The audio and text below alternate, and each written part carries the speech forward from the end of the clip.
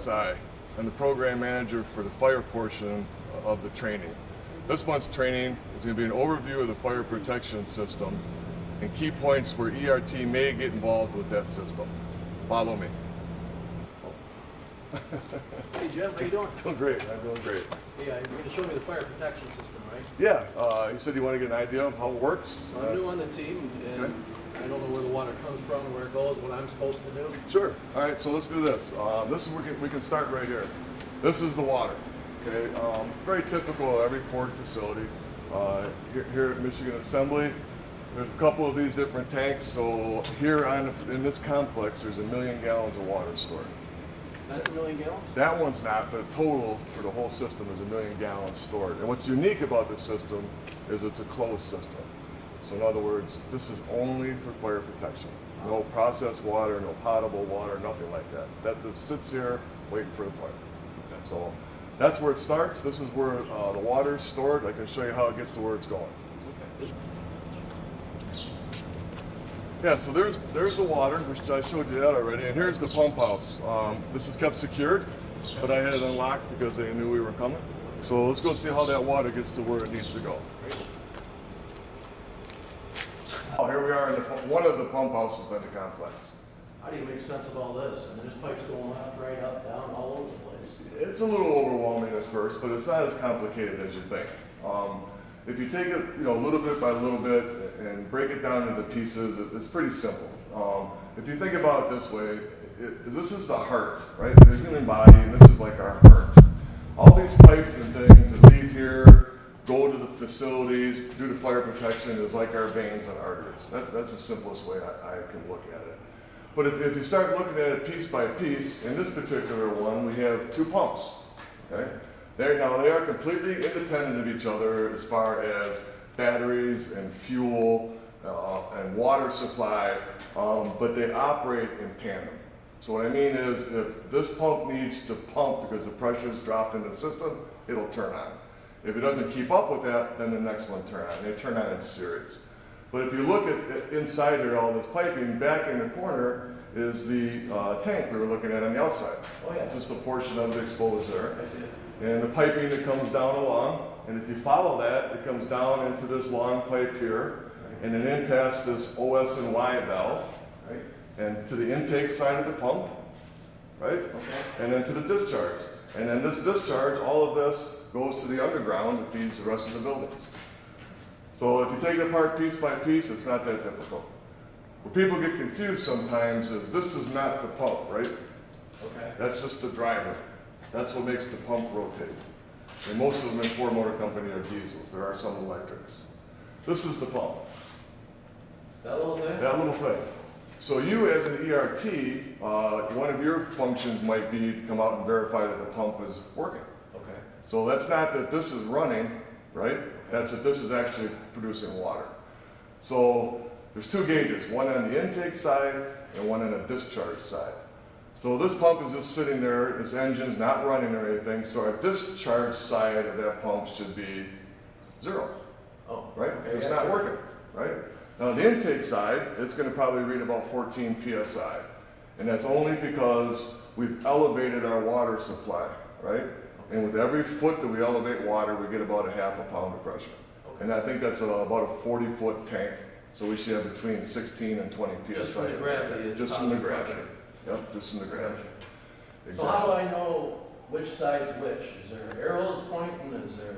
Yeah, there's an arrow on the pump on the way that it discharges. Also, on the discharge side of the pump is where we put our pressure relief valve, which is that device right there. Okay. And all that does is keeps the pump, if the pump kicks up to an excessive amount of pressure, that pressure relief valve will activate and we don't ruin our system or our arteries or our veins. Safety. So, yeah. Plus, the discharge side of that pump should read around 150 PSI. That's the standard in the industry for the pressure produced by these systems. It's going to read less than that on the intake, right? Right. Because we only have the gravity part of it. I got you. So that might be the what pump's you're going to doing. create the rest of the pressure. Yes, exactly. Exactly.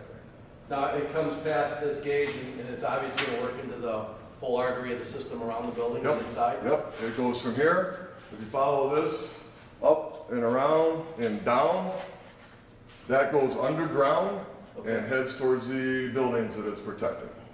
To the hydrants, to To the stand hydrants, pipes? to the standpipes, to the sprinkler Sprinklers. heads, yep, to the whole system. Wow. And how many of these pump houses do any plant have, like our plant? It depends on the size of the complex. This one has 3. Okay. There's 3 pump houses. So we There's- Hey Jim, Yeah. there's another pump over here. What's that gonna do? Yeah, this is called a jockey pump. And what this is you'll hear this kick on periodically, and that's maintaining the pressure in the system. If we didn't have the jockey pump and the system falls down below, let's say 145 PSI, the knees would be kicking on all the time. So they use this jockey pump to maintain the pressure in the system. That little pump does all that? That little pump, yep, Wow. yep, that little pump right there. All right, so let me see if I got this right. Okay? We got the water tanks periodically throughout the plant. Yep, They all work together with each other in an underground system. correct? The water comes in through the pipes into a pump house. It comes down and gets diverted into 1 or 2 pumps, correct? And then as it goes to each pump, whichever one kicks on, then gives it the pressure necessary to get into the system. And so it comes past the pump and through these pipes and down into the system. And my job would be to check that gauge to make sure we're getting 150 PSI going out. Right, Then I know the pumps are doing their job. If we're not getting water to the source, it's due to some other problem. right. So simply put, this whole system sits at 150 PSI with a dedicated water source. A sprinkler head activates, gets knocked off, whatever the case may be. Somebody opens a hydrant, somebody opens a standpipe. Anywhere where we're starting to flow water and lose pressure, then these pumps will kick on to support that. They don't know the difference between a fire or somebody turning on a valve. But once that pressure drops, then they turn on. Awesome. You simplified it quite a bit. I understand now. Okay, good. Well, let's go outside here and look at a test header. All right, sounds good. Wow. Yeah, there's 2 other valves you might get involved with in relationship to this fire protection. This is what we refer to as a test header. But I want you to be able to tell the difference between this and what we refer to as an FDC or fire department connection. Okay. Fire department connection is something the fire department uses to supplement our system. This is not it. Okay, this is strictly to test the pumps. Corporate, insurance, the people who work on the pumps and verify them, this is what they use to test that. So they would hook a hose to these discharges and turn these valves on one at a time and then measure flow, volume, pressure, all of that. So this really has nothing to do with us in ERT. Okay. How would I identify between the two? Yeah, it's a good question. So number 1 is it's got valves. FDCs do not have valves. The only thing they have is a little clapper door, so water will only go in one direction. Here you see we got a wheel valve in each discharge. The other thing is this fitting here. As we know, all fire hoses have 2 fittings, right? Male and female. Right? So when a fire department shows up with their fire truck, that female part of that hose is always at our water source, right? Okay. And that male end always goes to the fire. It's got our nozzle on it, or we're going to hook up to something. So if I got off the fire truck and I'm walking with that male end, I kind of got a problem. Water can't feed into here because we don't have the right I connection. can't hook up, right? Male to male, this isn't working. So that should be, hey, there's something wrong here. If we look at the FDC, which I'll show you in a few minutes, you'll see that has a female connection. So off the truck they come, hook it up, flow water, support our system, and I can show that to you. This is just for testing and it's not a concern for the ERT. No, not at all. It's strictly for testing, and again, the big difference is it has valves, and it has a male fitting. Okay, and this is strictly discharge. Got it. Good? Yep. All right, let's go look at the FDC. We looked at a lot of things in the system, but this is that fire department connection I was referring to. So you can see a couple of different things from the test header, right? Yeah. Yeah, so no valves. Done. And if you take the cap off of one of those, you see the female fitting. Yeah, and then that's that clapper door valve that I was referring to. So the male end of the hose will go right in here and the water flow is going this way. Exactly. So the fire department can start pumping water into this and then continuously add hoses to it without causing any problems. So the idea behind this whole hookup is to supplement our fire protection system, right? We have our own system. But if the pumps can't keep up, or if the pump is damaged and won't do what it's supposed to do, the fire department hooks up to this and supplements our system. So with doing that, they need their own water source, right?